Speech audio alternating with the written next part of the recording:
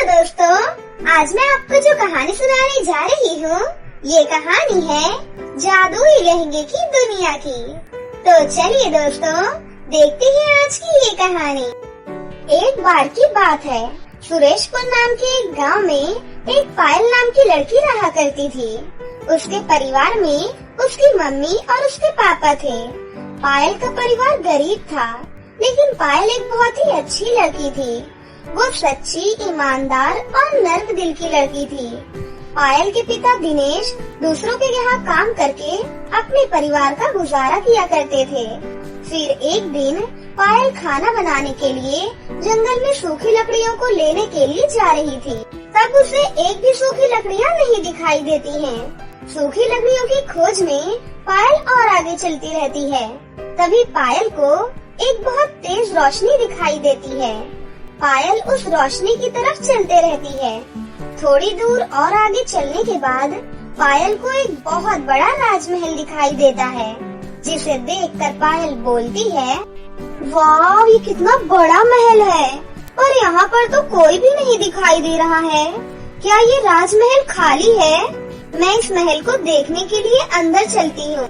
इतना बोलकर पायल महल के अंदर चली जाती है।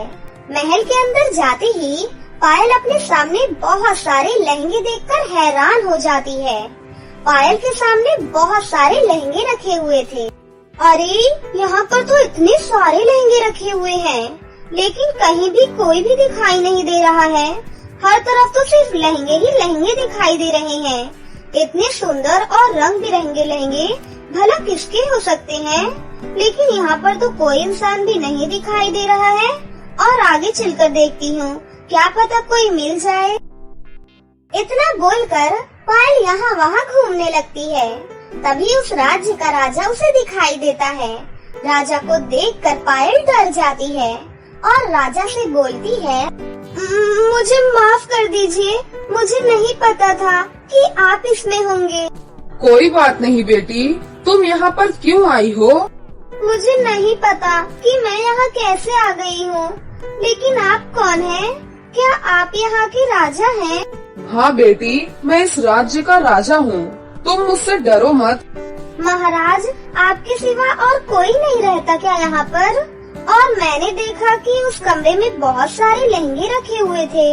वो सब लहंगे किसके हैं? बेटी, इन सब के पीछे बहुत लंबी कहानी है। महाराज, आप मुझे बताइए, कैसी आपकी कहानी है? तो सुनो मेरी कहानी।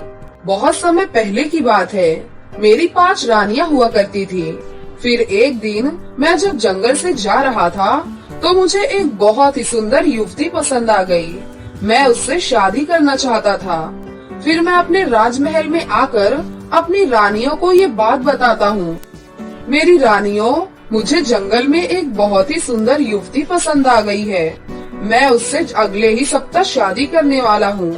आप लोग उसकी तैयारियाँ कीजिए। ठीक है महाराज। 4 रानियाँ शादी की तैयारियाँ करने में लग जाती हैं, लेकिन एक रानी शादी की तैयारी नहीं करती है और वो बोलती है, नहीं, ऐसा कभी नहीं हो सकता है। अब महाराज को मैं और शादी नहीं करने दूंगी। महाराज पहले से ही 5 शादी कर चुके हैं। इतनी शादियाँ क्या कम हैं कि महाराज को और शादी करनी है? लेकिन महाराज को शादी करने से कैसे रोक सकती हूँ? मुझे कुछ न कुछ तो करना ही होगा। रानी रात भर शादी रोकने के लिए प्लान बनाते रहती है। तभी उसके दिमाग में एक अच्छा उपाय आता है। अगले ही दिन रानी एक जादूगरनी के पास जाती है और कहती है, सुनो जादूगरनी, मुझे तुम्हारी मदद चाहिए। उसके बदले में तुम मुझसे चाहे जो भी ले सकती हो। हीरे, मोती, सोना, चांदी, जवाहरात, जो चाहे तुम मुझसे मांग लेना, लेकिन तुम्हें मेरी मदद करनी होगी। इतना सब आप मुझे देने के लिए तैयार हो? आखिर आपका काम क्या है महारानी? आप मुझे बताइए तो सही कि आपका काम क्या है। आप कहें और मैं ना करूं, ऐसा तो कभी हो ही नहीं सकता है। महाराज को एक बहुत ही अच्छी लड़की पसंद आ गई है और महाराज उस लड़की से शादी करना चाहते हैं। मैं चाहती हूँ कि महाराज उस लड़की से शादी ना करें। तो जादूगरनी, मैं चाहती हूँ कि तुम कुछ ऐसा करो कि महाराज उससे शादी ही ना कर सके। ठीक है महारानी, इसके लिए तो कुछ सोचना होगा। आप जाइए, कल सुबह में मैं आपको बता दूंगी कि काम हो पाएगा कि नहीं। ठीक है जादूगरनी, मैं तो इंतजार कर लूंगी, लेकिन तुम्हें इस बात का ख्याल रहे, अगर मेरा काम नहीं हो पाया तो तुम समझ लेना, तुम्हें हमेशा के लिए इस राजमहल से निकाल दूंगी मैं। महारानी आप चिंता मत करिए, मैं आपके लिए कुछ न कुछ रास्ता जरूर निकाल दूंगी। ठीक है जादूगरनी, मैं भी यही सोच रही हूँ। अच्छा मैं चलती हूँ, कल सुबह तुम्हारे पास फिर से आऊंगी। फिर अगले दिन सुबह होने पर रानी फिर से जादूगरनी के पास आती हैं और जादूगरनी से बोलती हैं, अरे जादूगरनी तुम कहाँ हो, मेरा काम हुआ या नहीं? जी रानी, आपका काम हो गया है। मैंने तो पहले ही कहा था कि आप कहें और मैं न करूं। भला ऐसा तो कभी हो ही नहीं सकता है। ये लीजिए, ये एक जादुई पानी है। रानी ये जादुई पानी को उस लड़की के लहंगे पर डाल देना। जैसे ही तुम इस जादुई पानी को लहंगे पर डालोगी, वो लड़की एक लहंगे में बदल जाएगी। अच्छा ठीक है जादूगरनी, अब मैं चलती हूँ। जब मेरा काम हो जाएगा तब मैं तुम्हें ढेर सारे सोना चांदी हीरे मोती जो चाहो मुझसे ले सकती हो। इतना बोलकर रानी एल्सा वो पानी लेकर राजमहल में लौट आती हैं। जैसे ही रानी एल्सा लाल रंग का लहंगा देखती हैं, तुरंत जादुई पानी को उस पर डाल देती हैं। फिर जैसे ही नई रानी उस लहंगे को पहनती है, वो खुद एक लहंगे में बदल जाती हैं। और जैसे ही बाकी 5 रानियां उन लहंगों को पहनती हैं, वो सभी लहंगे में बदल जाती हैं। और जैसे ही राजा ये देखता है कि उसकी रानियां एक लहंगे में बदल गई हैं, तो राजा बहुत ही उदास हो जाता है और कहता है, अरे ये कैसे हो गया, मेरी सारी रानियां एक लहंगे में कैसे बदल गयी? राजा ये सब देखकर बहुत परेशान हो जाता है और राजमहल के एक जादूगर के पास जाता है। जादूगर, मेरी सभी रानियां लहंगे में बदल गई हैं। ये कैसे हुआ मुझे नहीं पता, तुम इसमें मेरी मदद करो। महाराज जी, ये आपकी रानी एल्सा की वजह से हुआ है। आपकी रानी ने मेरी बहन डिम्पल के पास जाकर उससे मदद ली थी और मेरी बहन धन के लालच में आकर रानी एल्सा की मदद की थी। फिर जादूगर महाराज को पूरी बात बताता है। महाराज, लेकिन अब कोई फायदा नहीं है, क्योंकि जब मेरी बहन को ये पता चला कि महल की सारी रानियां लहंगे में बदल गई हैं, तो मेरी बहन डर गई थी और ये राज्य छोड़कर हमेशा के लिए वो चली गई। लेकिन जादूगर, जब एल्सा पानी लेकर गई थी तो सिर्फ नई रानी को ही लहंगे में बदलना चाहिए था ना, फिर बाकी रानियां क्यों लहंगे में बदल गईं? महाराज, रानी एल्सा से गलती हो गई थी। जब वो पानी लहंगे पर डाल रही थी तो गलती से सभी लहंगों पर पानी चला गया था, जिससे उन लहंगों को जिसने भी पहना वो खुद एक लहंगे में बदल गया। तो जादूगर, मेरी रानियां वापस इंसान कैसे बन सकती हैं?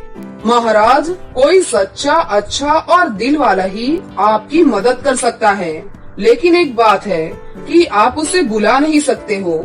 वो खुद चलकर आपके महल में आएगा। लेकिन जादूगर, वो इंसान मेरी सभी रानियों को कैसे ठीक करेगा?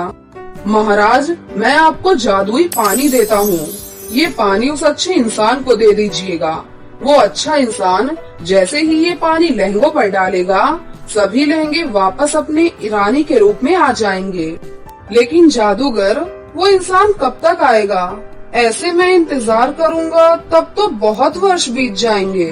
महाराज, जिस दिन आपके ऊपर सभी ग्रहों की कृपा हो जाएगी, उस दिन आपका शुभ दिन आ जाएगा और वो इंसान आपके पास चलकर खुद आएगा। लेकिन जादूगर, ये दिन कब आएगा? मैं कितने दिनों तक उसका इंतजार करूँगा? महाराज, 1 साल बाद ये सुनहरा दिन आएगा। क्या 1 साल बाद?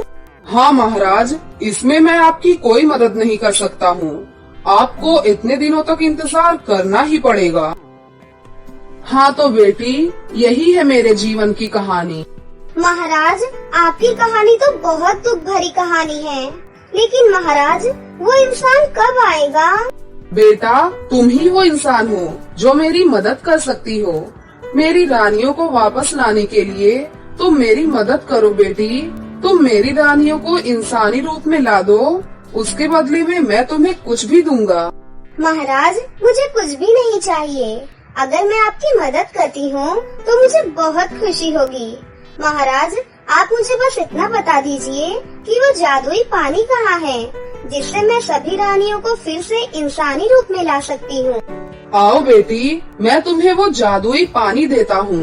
फिर राजा पायल को ले जाकर जादूगर का दिया हुआ जादुई पानी देता है। फिर पायल उस जादुई पानी को सभी लहंगों पर छिड़क देती है।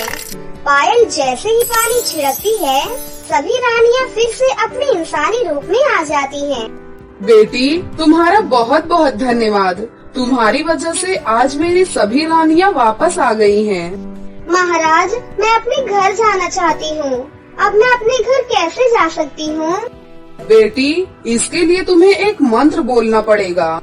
फिर महाराज पायल को वो जादुई मंत्र बताते हैं और जाने से पहले महाराज पायल को ढेर सारी धन दौलत और खजाना देते हैं, जिसे देखकर पायल बहुत खुश होती है। फिर जैसे ही पायल वो जादुई मंत्र बोलती है, वो तुरंत अपने घर पर पहुंच जाती है। और घर पहुंचने के बाद पायल अपनी माँ को जादुई लहंगों की दुनिया की कहानी बताती है। जादुई लहंगों की कहानी सुनकर उसकी माँ भी बहुत खुश हो जाती है। फिर महाराज के दिए हुए पैसों से पायल के पिताजी एक बहुत बड़ा घर बनवा लेते हैं। फिर वो सभी लोग हंसी खुशी अपना जीवन बिताने लगते हैं। मध्य प्रदेश में विमला नाम की एक औरत अपनी 3 बेटियों और अपने पति के साथ रहती थी। विमला का पति एक हादसे में अपने दोनों पैर खो चुका था, इसलिए वो चादर ओढ़कर पूरा दिन बिस्तर पर पड़ा रहता था। घर का पूरा खर्चा अकेले विमला ने उठा रखा था। विमला की 3 बेटियों ने इसी साल अपना स्कूल खत्म किया था। उन्हें कॉलेज में एडमिशन करवाना था, लेकिन विमला के पास इतने पैसे नहीं थे कि वो 3 बेटियों का एडमिशन एक साथ कॉलेज में करवा सके। माँ, कॉलेज में एडमिशन की डेट खत्म होने वाली है, क्या हम कॉलेज में एडमिशन नहीं करवाएंगे? 3 का एक साथ एडमिशन करवाना मेरे लिए संभव नहीं है, लेकिन फिर भी तुम चिंता मत करो। मैं अभी साहूकार के यहाँ कुछ कर्ज मांग कर लाती हूँ, ठीक है बेटा? फिर विमला अपनी 3 बेटियों के कॉलेज में एडमिशन के लिए साहूकार के पास कर्ज मांगने के लिए चली जाती है। साहूकार जी, मुझे 50,000 रुपए की बहुत जरूरत है। मुझे अपनी बेटियों का कॉलेज में एडमिशन करवाना है। मुझे आपसे कर्जा चाहिए। ठीक है, ले लो पैसे, लेकिन याद रखना 1 साल के अंदर अंदर अगर तुमने मुझे पैसे वापस नहीं लौटाए तो तुम्हें उसका दुगना पैसा चुकाना पड़ेगा। ऐसे ही जितना समय बीतेगा तुम्हारा पैसा उतना ही बढ़ता जाएगा। मुझे मंजूर है। उसके बाद साहूकार विमला को 50,000 रुपए दे देता है।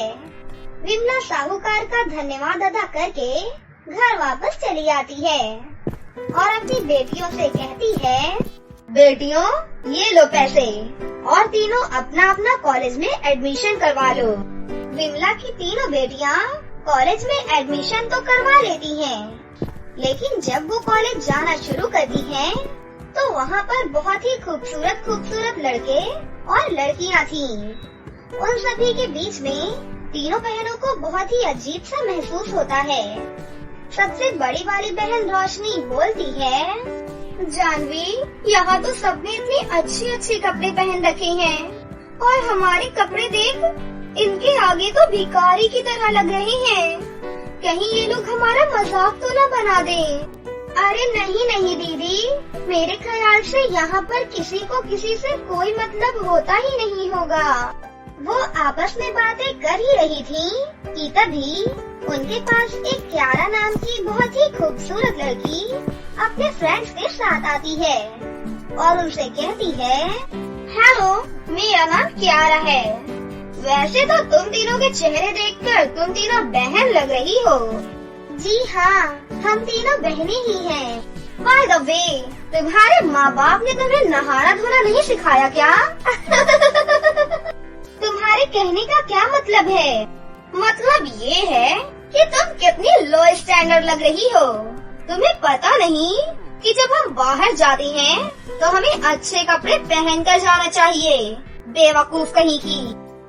उसके बाद क्यारा अपनी पूरी क्लास में अनाउंसमेंट कर देती है। पूरी क्लास कान खोलकर मेरी बात सुन ले। कोई भी इन तीनों लड़कियों से दोस्ती नहीं करेगा, और अगर किसी ने इन तीनों गवारों से दोस्ती की तो वो मुझसे बात नहीं करेगा। क्यारा एक बहुत ही सुंदर लड़की थी और साथ ही बहुत ही घमंडी भी थी। उसके पापा कॉलेज के प्रिंसिपल थे। उसे इस बात का कुछ ज्यादा ही घमंड था। सारी क्लास के बच्चे क्यारा से बात करने के लिए उसके आगे पीछे घूमते रहते थे।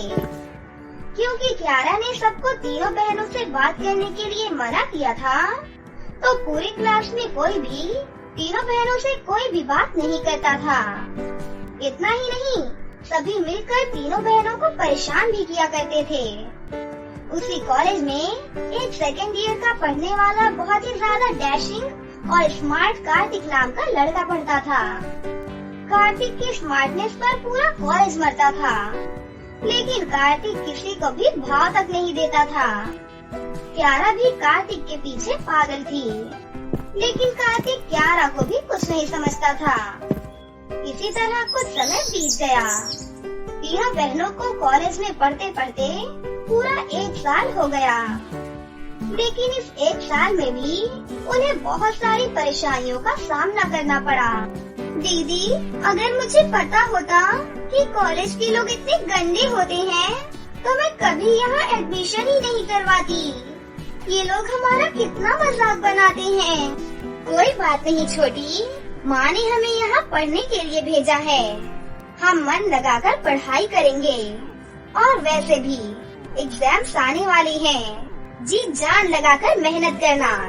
फिर क्या था, एग्जाम्स हुए और तीनों बहनों ने पूरे कॉलेज में टॉप किया।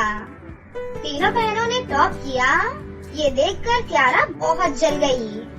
क्यारा से ये बात बर्दाश्त नहीं हुई कि तीनों बहनों ने टॉप कैसे किया। क्यारा मन ही मन सोचती है, वैसे तो कॉलेज में एनुअल फंक्शन होने वाला है। फंक्शन में पहनने के लिए इन तीनों गवार बहनों के पास कपड़े तो बिल्कुल भी नहीं होंगे। मैं वहीं इनका मजाक बनाऊंगी। पूरे कॉलेज के आगे इनकी खूब बेइज्जती करूंगी, तब इनको समझ में आएगा। उसके बाद फिर से क्यारा अपने फ्रेंड्स के साथ तीनों बहनों के पास जाती है और उनसे बोलती है, अरे ओ तीनों हीरोइन, कॉलेज में एनुअल फंक्शन होने वाला है। क्या पहनकर आ रही हो तीनों? फटे पुराने वही कपड़े या कुछ अच्छा? क्यारा की ये बात सुनकर उसके सारे फ्रेंड्स जोर जोर से हंसने लगते हैं। तीनों बहनों को अपनी बहुत ज्यादा बेइज्जती फील होती है। वो तीनों बहनें बिना कुछ कहे कॉलेज से बाहर आ जाती हैं। घर जाते वक्त जानवी कहती है, हमारे पास तो सच में पहनने के लिए कोई कपड़े नहीं है। कॉलेज के फंक्शन में क्यारा हमारा बहुत मजाक बनाने वाली है। तुम सही कह रही हो जानवी, क्यारा हमारा बहुत मजाक बनाएगी। रोशनी और जानवी ये बातें कर ही रही थी कि तभी सबसे छोटी वाली बहन बोलती है, दीदी, क्या ऐसा नहीं हो सकता कि कोई जादू हो और कोई परी हमें आकर सुंदर सुंदर लहंगे दे दे? अरे नहीं पगली, ऐसा बस कहानियों में होता है। वास्तविक जीवन में ऐसा कुछ भी नहीं होता। रोशनी इतना कह ही रही थी कि तभी आसमान से एक परी उतरती है। परी को आता देखकर छोटी वाली बहन बोलती है, अरे दीदी वो देखो, परी आ गई, सचमुच परी आ गई। तीनों बहनें परी को देखकर बहुत ही ज्यादा हैरान हो जाती हैं कि तभी परी उनसे बोलती है, लड़कियों हैरान मत हो, मैं वही परी हूँ जो आज तुम्हारी मदद करेगी। कॉलेज के एनुअल फंक्शन में पहनने के लिए मैं तुम तीनों को बहुत सुंदर सुंदर लहंगे दूंगी। फिर क्या था, परी ने अपनी जादुई छड़ी घुमाकर 3 जादुई लहंगे प्रकट किए और तीनों बहनों को एक एक लहंगा दे दिया। लहंगा पाकर तीनों बहनें बहुत खुश हुईं। तभी जानवी ने कहा, अरे वाह, ये लहंगे तो बहुत ही ज्यादा सुंदर हैं। अब देखते हैं वो क्यारा की बच्ची हमारा मजाक कैसे बनाएगी। जानवी, ये लहंगे सिर्फ दिखने में ही सुंदर नहीं है, बल्कि ये जादुई लहंगे भी हैं। उसके बाद तीनों बहनें वो जादुई लहंगे लेकर अपने घर चली जाती हैं। फिर फंक्शन वाला दिन भी आ जाता है। तीनों बहनें अपना सुंदर सुंदर लहंगा पहनकर एनुअल फंक्शन में आ जाती हैं। लहंगे जादुई थे, इसलिए उसे पहनते ही तीनों बहनों की खूबसूरती भी बढ़ गई थी। फंक्शन में जाने के बाद सारे स्टूडेंट्स की नजर सिर्फ तीनों बहनों पर ही टिकी हुई थी। यहाँ तक कि कॉलेज में सबसे स्मार्ट लड़की कार्तिक की भी नजर सिर्फ रोशनी पर ही टिकी थी। क्यारा तीनों बहनों को देखकर बहुत ही ज्यादा जल रही थी। इनके पास इतने सुंदर सुंदर लहंगे कहाँ से आ गए? अभी इनके लहंगे खराब करती हूँ। उसके बाद क्यारा रोशनी के लहंगे पर कोल्ड ड्रिंक गिरा देती है। वहीं खड़ा कार्तिक ये सब कुछ देख रहा था। वो रोशनी के पास आकर उससे कहता है, अगर आप बुरा न माने तो मैं आपका लहंगा साफ करने में आपकी मदद करवा सकता हूँ। हाँ जी, क्यों नहीं। उन दोनों को पहली ही नजर में एक दूसरे से प्यार हो जाता है। ये देखकर क्यारा और भी ज्यादा जल जाती है। उसकी चाल एकदम उल्टी पड़ जाती है। जादुई लहंगा पाने के बाद तीनों बहनों की तो जिंदगी ही पलट जाती है। अब पूरा कॉलेज उनसे बात करने के लिए उनके आगे पीछे घूमता रहता था। यहाँ तक कि कार्तिक भी। जादुई लहंगे से वो तीनों और भी बहुत सारे कपड़े मांग लेती हैं और साथ ही साथ अपनी गरीबी भी दूर कर लेती हैं। उसके बाद तीनों बहनें अपने जादुई लहंगे से अपने पापा के पैर को भी बिल्कुल ठीक कर देती हैं और उस दिन के बाद से वो तीनों अपने माता पिता के साथ हंसी खुशी अपनी जिंदगी जीने लगती हैं। तो दोस्तों, कैसी लगी आपको हमारी ये कहानी? अगर आपको हमारी कहानी अच्छी लगी हो तो इसे जरूर लाइक करें। साथ ही हमारे चैनल को सब्सक्राइब भी कर लें और बेल आइकन को दबाना ना भूलें। मिलते हैं अगली वीडियो में। धन्यवाद।